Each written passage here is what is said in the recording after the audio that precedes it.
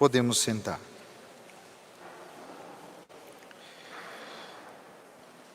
Queridas crianças, alegria por vocês que hoje estão celebrando a primeira comunhão eucarística. Nossa saudação também aos pais, a quem nos acompanha pela transmissão e os demais aqui presentes. Duas reflexões para nós fazermos. Uma sobre o Evangelho de hoje, que na minha opinião o padre não precisa fazer muita explicação. Porque é Jesus falando. Quando Jesus fala, a gente não precisa mais questionar. Está ali, está dito e pronto. Diferente dos outros textos, a gente pode entender São Paulo, mas São Paulo estava falando assim para aquela época. Tá, tudo bem. Agora, o que é de Jesus é de Jesus. Isso é história, na história da igreja nós nunca, jamais mudamos uma vírgula daquilo que Jesus diz. O resto pode ser interpretado, o Antigo Testamento pode ter interpretação, o Novo Testamento todo, mas os Evangelhos, aquilo que é dito por Jesus para nós, porque aonde está assentada toda a nossa vida de fé? Nisso que está aqui. Se aquilo que Jesus diz já não é o fundamento de tudo aquilo que nós construímos depois, então a gente já não tem mais nenhuma base sólida. A partir de então nós vamos começar a construir em cima das opiniões, dos pensamentos ou da cultura, porque a cultura muda. A cultura muda, os pensamentos da cultura, a maneira de ver as coisas muda. E é muito bonito porque na igreja se respeita a cultura. Daqui a pouco está chegando setembro, nós vamos ter as missas crioulas, tem a missa sertaneja, tem o rito romano, tem o rito bizantino, tem o rito libanês. Ou seja, a igreja permite que a gente reze do jeito que a gente quer, que a gente viva a nossa fé dentro da nossa cultura. Nós aqui, por exemplo, fizemos as nossas procissões de entrada, ninguém entra dançando. Agora, quando nós vamos celebrar a missa em qualquer comunidade na África, toda a comunidade entra no espaço da celebração dançando.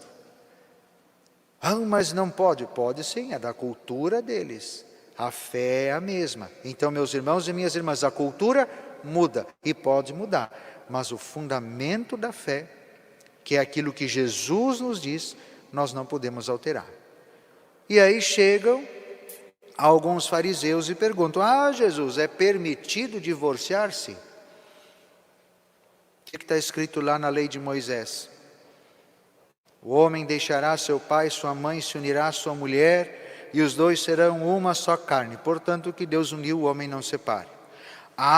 Mas Moisés disse que podia dar uma carta de divórcio. E o que Jesus larga no meio?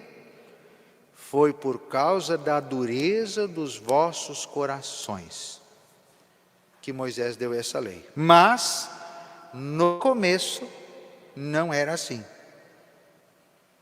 Portanto, quem despedir a sua mulher... Gente, aqui está falando mulher, mas serve para os dois. Mudou a cultura. Naquela época, a cultura mulher não tinha voz nenhuma. Quem é que tomava as decisões eram os homens. Hoje, graças a Deus, a cultura mudou. Mulheres também tomam decisão. Elas também têm autoridade. Também têm os seus valores. A não ser em caso de união ilegítima. Então, quem despedir sua mulher ou seu esposo, a não ser em caso de união ilegítima, ou seja, sem o sacramento do matrimônio, e se casar com outra ou com outro, comete adultério. E olha que interessante, algo que os filhos de pais separados começaram a dizer: não vale a pena se casar, porque se é para casar e depois separar, então nós não queremos mais casar, não vale a pena casar, não queremos casar e não vamos mais casar. O que os discípulos disseram para Jesus? Se a situação do homem e da mulher é assim, é melhor não casar. E Jesus de novo tem a resposta exata. nem todos são capazes de entender, a não ser aqueles a quem é concedido. Existem pessoas que são incapazes para o casamento. Gente, a gente tem que pensar isso também. Parece que todo mundo tem que casar. Quem disse que todo mundo tem que casar? As pessoas não entendem quando o padre não é casado. Ah, mas eu acho que o padre tinha que casar. Eu acho uma graça. Quem pergunta que o padre, por que o padre não pode casar, geralmente não é casado. Né? É interessante isso, né? Dá vontade de perguntar, tu é casado? Não. Então por que tu quer que eu case? Mas tem pessoas que são incapazes do casamento e deveriam questionar-se, porque as exigências de uma vida matrimonial não é simples. Eu digo para vocês, é muito mais fácil. As pessoas se preocupam com o celibato do padre, com o celibato das irmãs. É muito mais fácil viver o celibato do que viver o casamento como ele deve ser. E se você avaliasse todas as necessidades que se tem dentro do casamento e percebesse, eu não tenho condições de viver o casamento, então Jesus está dizendo que nem todos são capazes de viver o casamento. Viver o sacramento do matrimônio não é para fraco. É para gente que realmente tem segurança de si e da sua fé. Tem outras pessoas que os homens assim os fizeram, ou seja, tem pessoas que por causa dos outros são incapazes do casamento. Jesus aqui estava fazendo referência porque no Império Romano acontecia muito de pegarem homens e castrá-los. Eram eunucos, e aí colocavam eles a serviço das mulheres da corte. Precisavam ser homens fortes, que pudessem defender as mulheres, mas que não fossem também violentar as mulheres. Então eles eram castrados. E aí por isso eram incapazes do casamento. Só que hoje não são eunucos. Como eu disse, quantos e quantos jovens não querem se casar justamente por causa do que viram na vida dos pais ou na vida das outras famílias, na vida dos colegas, aonde a separação causou muita dor, então nós não vamos nos casar. Ou seja, eles se tornaram incapazes do casamento porque os outros os tornaram assim. Consequência daquilo que eles experimentaram e dos sofrimentos que eles experimentaram vendo as outras realidades. E tem outros ainda que se fizeram incapazes do casamento por causa do reino de Deus. E aí entra aqueles que dizem, não, como padre, não, eu vou ser padre, eu não vou me casar, para que eu tenha tempo integral disponível para a comunidade, para que eu possa estar 24 horas por dia à disposição, porque Jesus também não casou, porque João não casou, porque Paulo não casou, porque geralmente vem questionar, mas Pedro era casado. Sim, Pedro era, João não era, Tomé não era, né? Esses aí não eram. Então alguns se fazem, não vou viver o sacramento do matrimônio, abro mão para viver integralmente o meu amor na comunidade, para ter exclusividade e para seguir mais de perto Jesus Cristo. Quem puder entender, entenda, diz Jesus. Quem não puder, o próprio Jesus já disse, ele não ficou dando mais muita explicação, porque quem entende, entende. Quem não entende, não vai entender, por mais que dê-se todas as razões necessárias e possíveis. Então, meus irmãos e minhas irmãs, para não nos estendermos muito, como diz o Padre Zezinho, que é o grande pregador das famílias,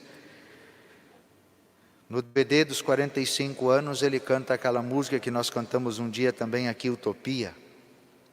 E quando chega na parte que ele fala do divórcio, ele diz, ele para a música e ele começa a falar, uma coisa é aquele casal que não deu certo. É aquele casal que pelo bem da esposa e pelo bem dos filhos é melhor separar. Pelo bem do esposo e pelo bem dos filhos é melhor separar. Uma coisa é um casal de segunda união, que deu errado numa primeira vez, mas agora estão vivendo uma segunda união, estão vivendo bem, estão juntos e são fiéis um ao outro.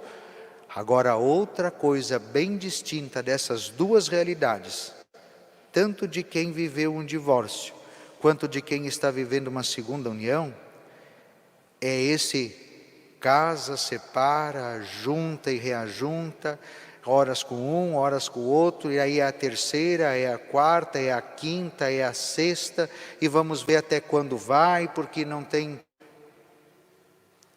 Isto é justamente a mentalidade de mundo que entrou dentro da família.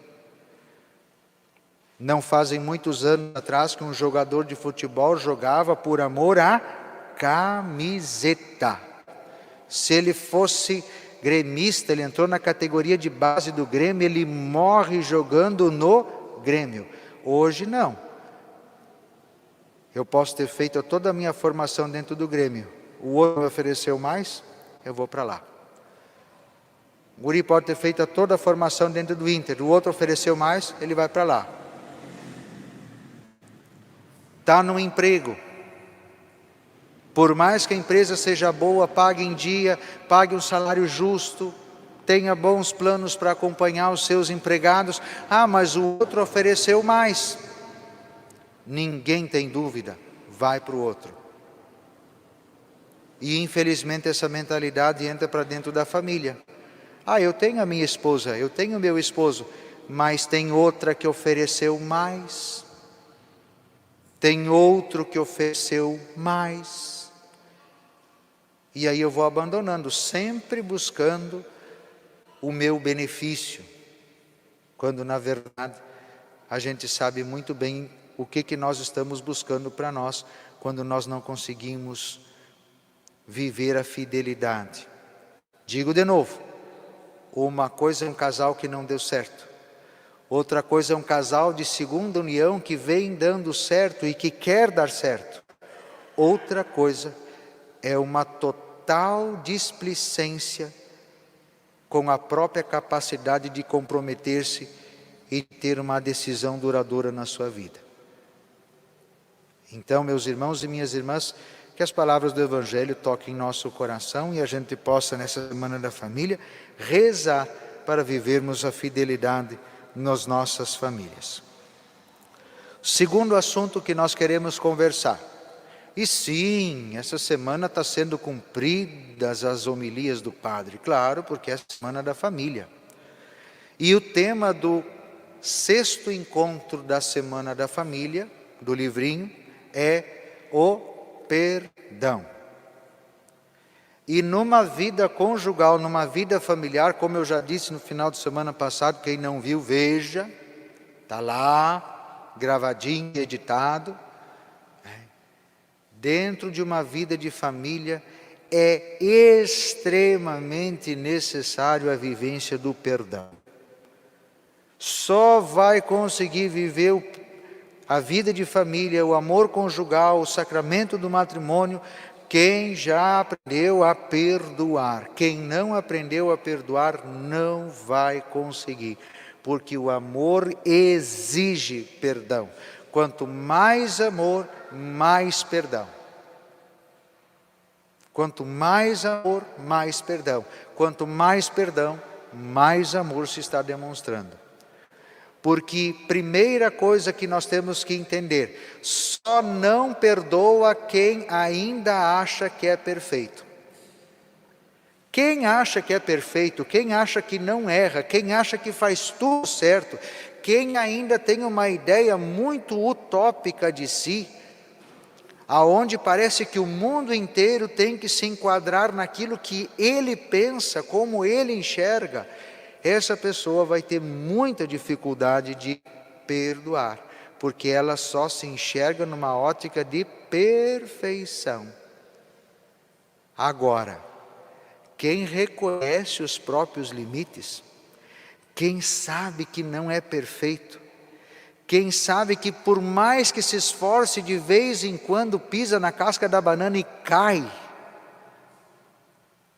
esse vai saber perdoar, porque tem consciência da própria fragilidade e percebe que o outro talvez tenha me ofendido não porque ele quis, Ele não acordou de manhã e disse assim, não, hoje eu vou fazer isso para ofender. Pode ser que ele tenha acordado de manhã e tenha dito assim, hoje eu quero fazer a minha esposa, o meu esposo, os meus filhos felizes. E no entanto, nas primeiras atitudes do dia, já fez tudo o contrário daquilo que era a vontade dele. Então, meus irmãos e minhas irmãs, essa é a primeira coisa que nós temos que entender. Tem dificuldade em perdoar? Pode ter certeza. Tem dificuldade em enxergar as próprias mazelas. Ainda se olha como alguém perfeito. A partir do momento que começar a reconhecer os próprios erros, vai começar a aprender a perdoar também e enxergar os outros com mais misericórdia. Outra coisa que dificulta o perdão. As pessoas acham que perdoar é esquecer. Gravem o que o padre vai dizer agora. Nós não vamos esquecer aquilo que o outro nos fez e que nos machucou, que nos feriu. Eu gosto de usar o exemplo, quando eu tinha meus 11 anos, por ali, mais ou menos o que vocês têm, né? Eu comprei minha primeira bicicleta, eu não ganhei. Lá em casa as coisas não vinham prontinhas assim, pai eu quero, mãe eu quero, e não, tá, né? Veio, né? O Papai Noel não levava muita coisa lá em casa, né? Mas aprendi a fazer sapato com 11 anos de idade em casa e comprei minha primeira bicicleta barra circular verde. Porque eu era um avião verdinho, era um papagaio na estrada. E a gente é piá, e a gente aprende a andar de bicicleta, mas nunca está bom tu sentar no banco da bicicleta e pedalar. Tu quer inventar coisa, tu quer fazer loucura. E eu descobri que era muito interessante a gente sentar na garupa, porque a bicicleta barra circular, ela tem a garupa. Então a gente sentava na garupa da bicicleta, ficava com os braços esticados, parecia que estava pilotando uma Harley Davidson, E eu fui andar de bicicleta e um dia, descendo a lomba do colégio, era de estradinha de saibro, tinha um buraquinho assim, ele não tinha mais que 1,5 cm aquele buraco, ele não tinha. Mas como o peso, e que não era pouco já naquela época, estava todo na roda de trás, quando passou no buraquinho, a bicicleta levantou a dianteira. Ela foi para um lado arrastando no saibro e eu fui para o outro. Meu joelho abriu, quase apareceu o osso de tanto que ralou naquele saibro. Aí começou a inchar, começou a doer, ficou uma dor que era uma tristeza. Tive que ir para o médico, fazer curativo, tirar as pedrinhas dentro lá da ferida. E vim para casa com uma tala de gesso e tinha que fazer curativo. E quando a mãe derramava aquela água oxigenada em cima, que levantava aquela espuminha, gente do céu. Por que eu estou contando essa história? Até hoje eu tenho a cicatriz no meu joelho. Mas hoje eu lembro de tudo o que aconteceu. Mas não dói mais. Eu posso encostar no meu joelho e não dói. Quando nós somos ofendidos por alguém, quando alguém nos magoa, esta pessoa causa em nós uma ferida. O que é perdoar? É lembrar sem sentir dor. É permitir que a ferida seja cicatrizada. Então, perdoar não é esquecer, mas permitir que a ferida seja curada, para que eu lembre sem sentir dor. Dói fazer o curativo, dói tocar na ferida, mas tem uma coisa muito complicada, que a gente chama de ressentimento, que também dificulta muito o perdão. Porque quando a gente é criança, que se machuca, qual é que é a primeira atitude do próprio corpo, né? Quando ele começar a cicatrizar a ferida, ele cria uma casquinha. Só que a criança é assim, quando começa a criar casquinha, ela começa a furungar com as unhas lá em cima daquela casquinha, e botar ali na beiradinha e mexer, e a mãe diz, não mexe, não, mas ela está lá, mas é a tentação, sabe, aquilo chega a ser, parece que, né, daqui a pouco vai lá e arranca a casca. O que acontece? Volta a sangrar, volta a doer, e aí a gente também é assim. Alguém causou uma ferida em mim, me ofendeu, me magoou. Aí quando começa a cicatrizar a ferida, eu vou lá conversar com a vizinha e conto tudo o que aconteceu, conto tudo, e vou lá e arranco aquela casca e mostro todo o sangue, toda a dor, todo o sofrimento lá para a vizinha. Aí eu vou lá e conto para não sei mais quem, aí eu conto e estou sempre abrindo a casca.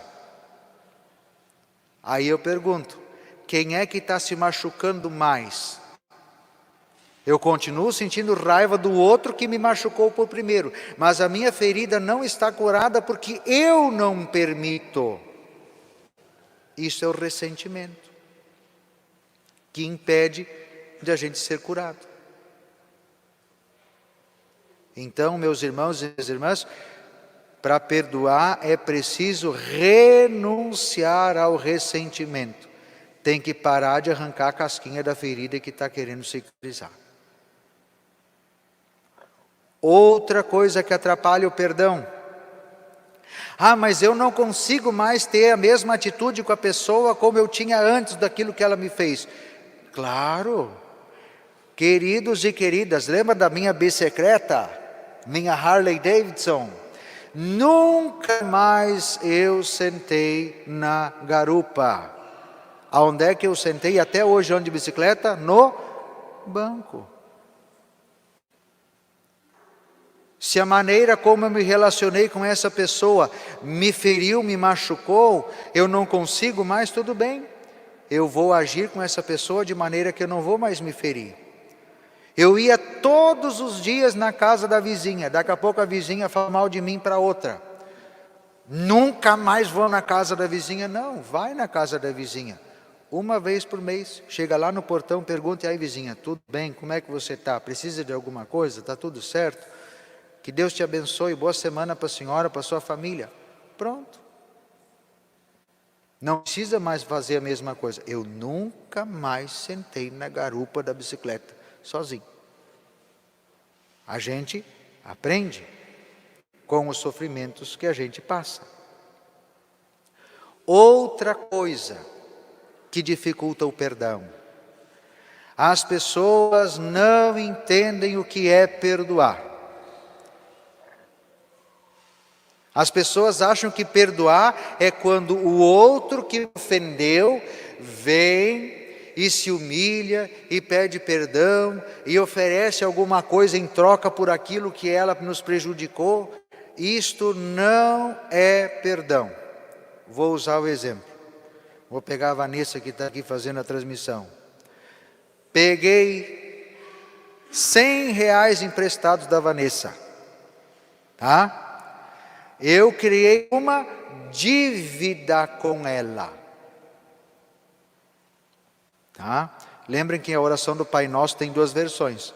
Perdoai-nos as nossas ofensas, assim como nós perdoamos quem nos tem ofendido.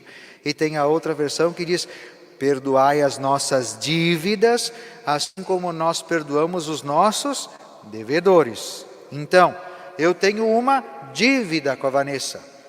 E de repente a Vanessa perdoa a minha dívida.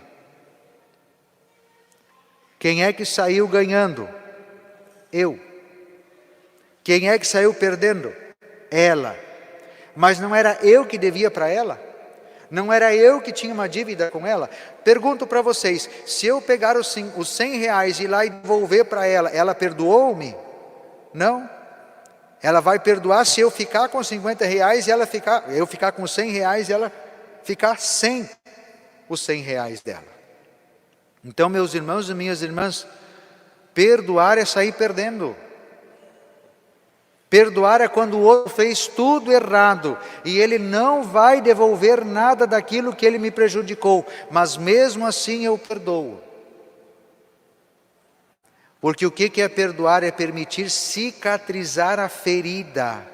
Só quem sofre com a ferida aberta sou eu, não o outro.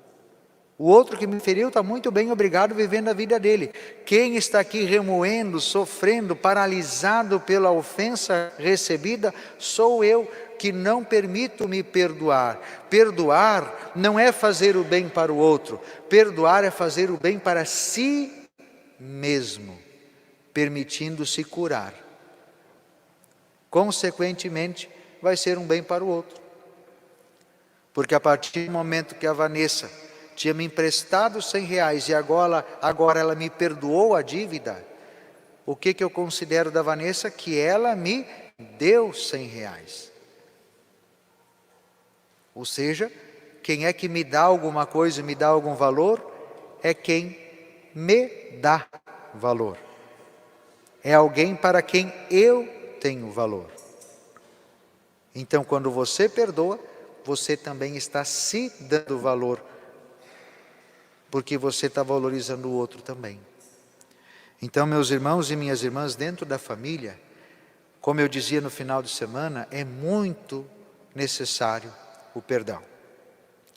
Muitos de vocês talvez não tenham nada para me perdoar. Por quê? Porque não convive comigo. Agora vai perguntar para a Clarice, que está de segunda a sábado dentro da casa paroquial. Chama o padre Neylor e pergunta se ele não tem nada para me perdoar. Provavelmente ele vai dizer até que não, porque sim, nós nos perdoamos. E não precisamos ficar mostrando uns para os outros essas coisas, mas só quem convive com a gente conhece as nossas fraquezas, as nossas debilidades e sabe o quanto nós precisamos da misericórdia. Portanto, dentro de casa, se não formos treinados e exercitados para perdoar, nós vamos viver constantemente feridos.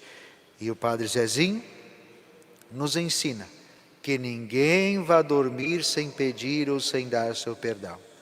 Portanto, desafio para vocês hoje. Comecem vocês crianças, porque os adultos, eu vou dizer para vocês, se a gente for esperar dos adultos, muita coisa não acontece, vocês ainda têm condições de fazer. Então hoje, antes de irem dormir, dê um abraço no pai, na mãe, na pessoa que mora com vocês, que cuida de vocês, que ama vocês. Diga para essa pessoa: eu te amo e me perdoa por qualquer coisa que eu tenha dito, que eu tenha feito, que eu tenha deixado de dizer ou de fazer, que possa ter te magoado, ter te ofendido, ter te decepcionado, ter ferido aquilo que tu sente em relação a mim. Eu sempre digo para os casais quando eu faço o casamento: se vocês fizerem isso a vida inteira de vocês, todas as noites, o matrimônio de vocês é para sempre. Se for sincero, não pode ser da boca para fora. Porque muitos mesmo diante do altar falam da boca para fora. Porque o pensamento deles está em outro lugar, não naquilo que eles estão fazendo. Então quem disser isso todas as noites um para o outro, tem um relacionamento que é para toda a vida. E eu digo para eles também, para os noivos, desafio a vocês, pega um casal que se separou e pergunta quando foi a última vez que eles pediram perdão um para o outro. Talvez nunca tenham pedido. Por quê? Porque acham que são perfeitos, porque não querem esquecer o que o outro fez, porque vivem do ressentimento do que o outro fez, achando que por não esquecer não pode perdoar, porque acham também que por eu ser perfeito, por eu não ter defeitos, por eu estar certo, eu não posso sair perdendo, porque o outro é que me prejudicou e ele é que deve satisfação para mim. Então, meus irmãos e minhas irmãs, perdoar realmente é só quem já percebeu as suas fragilidades, se permite curar, se permite lembrar do seu sofrimento sem sentir dor, e busca a graça de Deus. Por isso que a confissão é um sacramento de cura. Cada vez que a gente vai confessar, a gente pode dizer: eu ainda não perdoei aquela pessoa que me ofendeu. Eu quero, eu estou tentando, mas cada vez que eu lembro o que aquela pessoa fez, que aquela pessoa disse, isso me dói. Portanto, eu peço a graça da misericórdia de Deus para que eu consiga perdoar essa pessoa. Dali um mês eu vou confessar de novo: eu ainda não consegui perdoar, porque quando eu lembro ainda dói. Confessou de novo, recebeu o perdão, recebeu a graça, recebeu o curativo. Tanto curativo vai sendo colocado ali. E diga-se de passagem, lembra do meu joelho? O sacramento da confissão é um sacramento de cura, é curativo. Vai doer, ter que falar? Vai. Assim como doía, ter que tirar o curativo, mostrar a ferida e deixar botar água oxigenada e passar, os gasezinhos em cima para limpar.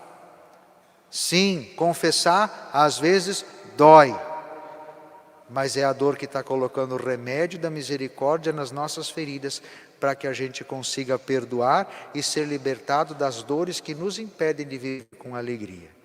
Isto é perdão. Isto é perdão.